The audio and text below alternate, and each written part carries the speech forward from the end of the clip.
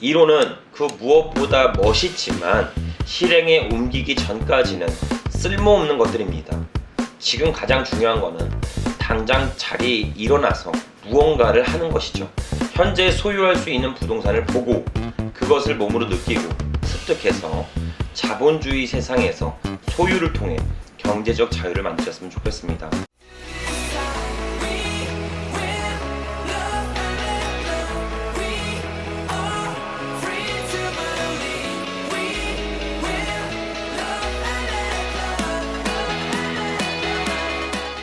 반갑습니다. 대장 김상준입니다. 자, 오늘은 부동산 경매에 있어 흔히 볼 수 있는 대항력 있는 임차인 중에 가장 임차인을 선별하는 방법에 대해 팩트적으로 요약해서 말씀을 드려보도록 하겠습니다. 우선 가장 임차인을 설정하는 이유는 경매 집행에 있어 낙찰을 막거나 추후 낙찰자에게 허위 보증금을 요구하기 위해 가짜로 임대차 계약을 체결하고 대항력 있는 임차인을 만들게 됩니다. 이런 이유로 일반 물건 대비 가장 임차인이 있는 부동산은 낙찰가율이 2에서 30% 정도 저렴한 형태로 낙찰이 진행됩니다. 그러니 우리들은 가장 임차인을 구별할 줄 알아야 무조건 이기는 경매 투자를 가능하게 합니다. 자, 가장 임차인을 구별하는 방법을 말씀드리기 전에 부동산을 매입하는 과정을 일정 부분 인지하고 있어야 이해하기가 쉬우니까 간략하게 전달드려 볼게요. 아파트 및 빌라의 경우 최초 매입 당시 금융사를 통해 담보대출을 받기에 대항력 있는 임차인이 존재할 수가 없습니다. 금융사에서는 주택담보대출이 나가고 근저당 설정 당시 대항력 있는 임차인이 있다면 절대적으로 대출이 실행되지 않습니다. 하지만 진성 임차인이 있을 수도 있기에 꼭 밀도 있게 체크하셔야 합니다. 진성 임차인이라면 보증금을 설정과 동시에 최초 근저당을 말소한 이력이 있어야 합니다.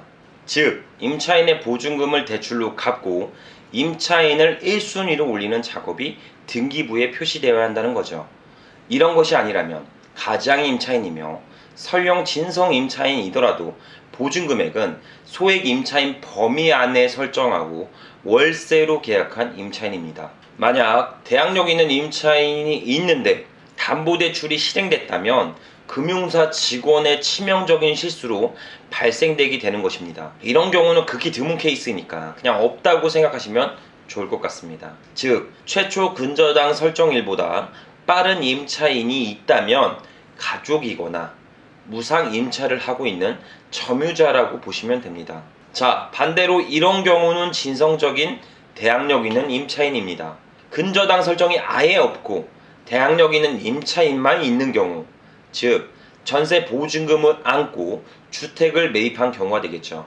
최초 부동산 매입 당시 금융사 대출을 레버리지를 받지 않고 임차인의 보증금을 승계하여 주택을 매입한 경우입니다. 자, 이것을 갭 투자라고 합니다. 해당 경우에만 임차인의 대항력이 존재합니다. 자, 이처럼 주택을 구입부터 임차인 구성까지 기본적인 공정을 이해하셔야 비로소 임차인의 대항력 여부가 보이게 되는 것입니다. 자, 그럼 5분 안에 가상 임차인을 선별하는 방법에 대해서 말씀드려 보도록 하겠습니다. 등기부 등본을 통해 가장 임차인을 구별할 줄 알아야 합니다.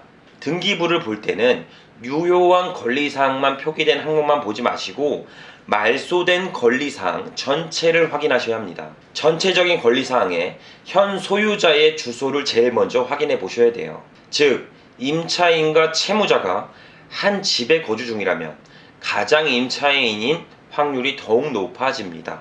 그 다음, 금융사에서 실행한 근저당이 대항력 있는 임차인의 앞뒤로 존재한다면 임차인의 대항력은 있을 수 없습니다. 그러니 등기부 등본을 확인해 말소된 권리사항까지 출력하셔서 현 채무자의 주소 및 말소된 근저당 설정 일자들까지 전부 나열하여 진성 대항력 여부를 가늠하시면 좋을 것 같습니다. 요약하면 대항력 있는 임차인이 전입 후 근저당이 실행된 금액을 확인해 보고 해당 근저당이 말소된 이력이 있는지 혹은 추가 근저당 금액이 설정한 이력이 있는지를 체크해 보셔야 합니다. 단, 가압류, 압류 등의 권리는 대항력 있는 임차인의 존재 여부와 상관없이 권리가 기재될 수가 있으니까 해당 권리는 배제하시고 금융사에서 설정한 근저당 위주로만 보셔야 합니다. 자, 여기서 중요한 포인트 하나 전달드릴게요. 부동산이 10억을 하는 아파트였습니다. 금융사에서 근저당은 있지만 20%, 즉 2억 정도 근저당이 설정되어 있었습니다. 이 경우는 금융사에서 대항력 있는 임차인의 보증금 존재 때문에 보수적으로 대출을 실행할 수 있습니다. 그럼 대항력 있는 임차인의 진성 여부를 어느 정도 예상하셔야 되죠. 결론적으로 근저당 설정 금액이 주택의 최소 6에서 70% 정도 비율을 가지고 대출이 실행되었을 때 현재 점유 중인 임차인은 가상 임차인이 됩니다. 또한 근저당은 근저당인데 은행이 아닌 개인 근저당이 설정될 수 있습니다. 이 경우도 금융사에서는 대항력이 있는 임차인 때문에 대출은 받을 수 없어서 개인이 집을 담보로 돈을 빌렸다는 이야기가 될 수 있으니 필수적으로 주의하셔야 됩니다. 자, 등기부 등본을 통해 가장 임차인을 선별하였다면 최종적으로 매각 물건 명세서, 현황 조사서, 물건 송달 내용 등을 검토하며 대항력 있는 임차인의 여부 및 별도 코멘트가 있는지 크로스 체크하시면 됩니다. 이후 해당 내용을 근거로 경락대출 중개사분들과 금융사에 문의하여 대출 여부에 문제가 되지 않았는지 최종적으로 체크하시면 되죠. 통상 이런 가장임차인은 진성적인 임대차 계약을 하지 않기에 확정일자 및 배당 요구를 하지 않습니다. 만약 허위로 임대차 계약을 만들어 확정일자 및 배당 요구를 한 가장임차인이라면 사문서 위조를 통해 법적인 체벌을 받을 수 있습니다.